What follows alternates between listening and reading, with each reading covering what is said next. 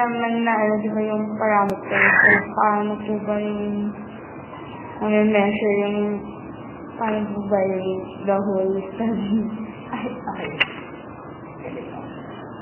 Di ba may monsoon system sa Pilipinas? Ayun. Na-experience ng Pilipinas na monsoon system ay yung southwest monsoon sa monsoon.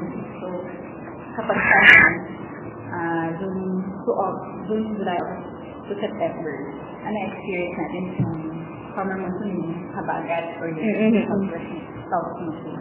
Then, from November to Feb naman, yung northeast monsoon naman na-experience ng Philippines. Yung characteristics ng monsoon na na-experience ng Philippines ay heavy rain saka strong winds. So, basically, yun yung parameters na ginamit for my study. So, rainfall, saka So, minensure yung rainfall. Merong data sa pag-asa, sa mga pag-asa stations all over the Philippines na merong may data sila ng rainfall saka ng for a particular place. Tapos, ganito.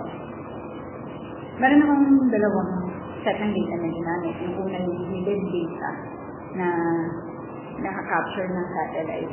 And then yung isa, yung station data nga, yung rainfall and yung unang set, yun yung ginamit ko to derive yung monsoon indices. Yung monsoon indices, ito yung ginagamit to measure yung strength ng monsoon. So may dalawa yun. DI2, DU2. Yung outgoing long-range radiation. Ito yung radiation ng Earth in infrared, electromagnetic radiation.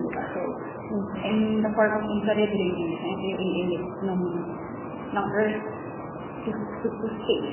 Yan. Yung CI2, yung OLR, or outgoing long-range radiation. Medyo maliit sa akin, makikita niyo. Philippines. Ito yung Philippines. Tapos ito yung sakop ng CI2. So, kapag in-average mo yan, medyo malaki yung sakop. Yung red. Yung red box. Yung domain for CI2, yung convection. Ang ginawa ko sa study is yung satellite data, yung native data, ginalagate ko siya kung applicable ba for the Philippines. So, bawat station meron. So, parang ginalagate ko yung each station para doon sa value ng CI2 na dito. Well, dun sa ito naman yung DU2. Yung wind na yun, yung wind dito sa southwest domain, minus this wind domain, yung wind dito, yun yung DU2. Okay, so, kapag, diba southwest minus northeast, kapag positive, ibig sabihin, mas malaki yung southwest monsoon. So, kapag positive yung DU2, that means, nag-prevail yung southwest monsoon wind or yung wind from the southwest direction. While kapag negative yung wind, yung formula lang is yung anomaly. So, for example, meron akong value ng sa OLR, yung sa CI2, no? May value ako ng OLR dito, yun yung X. And then, yung minus ko yung mean. Itong mean na to is a long-term mean. So, yung ginamit ko is 30-year average. So, nakuha nila. Bakit ko kinukuha yun? Para ma-alip yung extreme. Yung very large and very small. So, ito yung mga results. Una, hindi katulad ng sinabi ko kanina, strong yung monsoon kapag positive yung CI2. Ibig sabihin, heavy rain, kasi di ba convection ang CI2. So, kapag positive yung CI2, that means strong yung monsoon for that particular period. And kapag negative naman, weak naman yung monsoon. Sa dito naman, ayun, sabi ko na yung 27 station, ginroup ko into clusters. Para mas kasi kung hindi sa sun, kapag sa 27, diba, masyadong portion ng Philippines, mataas ng correlation ng CI2, which is convection din yung rainfall. And then, mababa naman ng correlation kapag northeast monsoon. Yung effect ng monsoon, ng northeast monsoon season, very small doon sa western portion. Ito yung second part ng study. Out of monsoon indices, ganito. Yung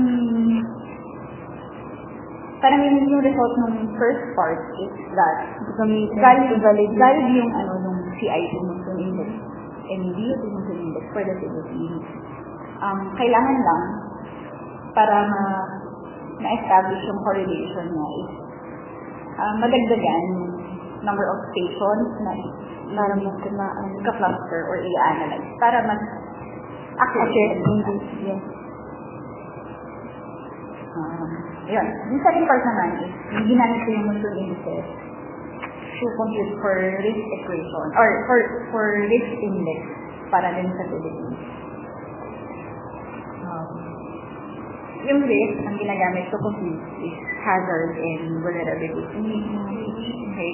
Saan pumasok yung monsoon index? Dito yun sa hazard. Okay. Kasi diba ang hazard is ang hazard for monsoon is ito yung hazard analysis.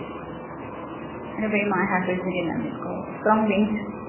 Dala ng monsoon is strong winds and intense rainfall. So, kinlassify ko yung intense rainfall na madadala ng hazards and frost and landslide. Yung na-derive kong index from rainfall and wind from station data, ginamit ko siya as factor sa hazard. And then, sa wind, yung DO2, ay yung wind, yung standardized wind, yun yung ginamit sa strong wind, and while for flood and landslide, yung rainfall naman. So, yung vulnerability naman, okay, isa pa tong hazard, ginamit ko yung hazard map from NVD. Mines and Geosciences.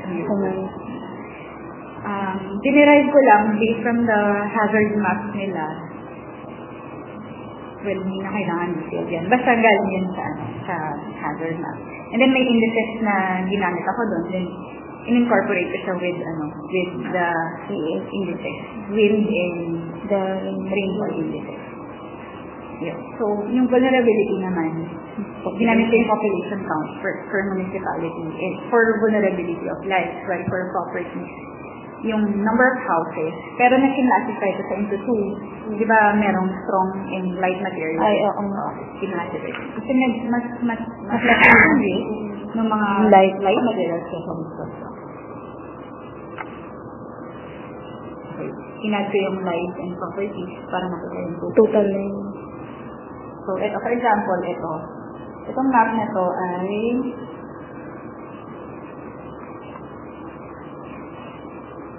okay.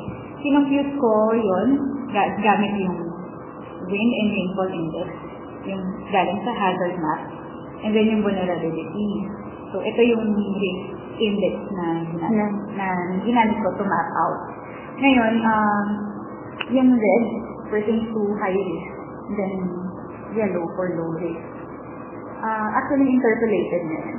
So, may per station kasi yan. So, sa isang point, halimbawa sa Manila, in-interpolate ko lang hanggang umabot ko sa ibang regions, no? Ganyan. So, yung red, ibig sabihin, either mataas yung population, mataas yung hazard, or mataas din yung number of houses na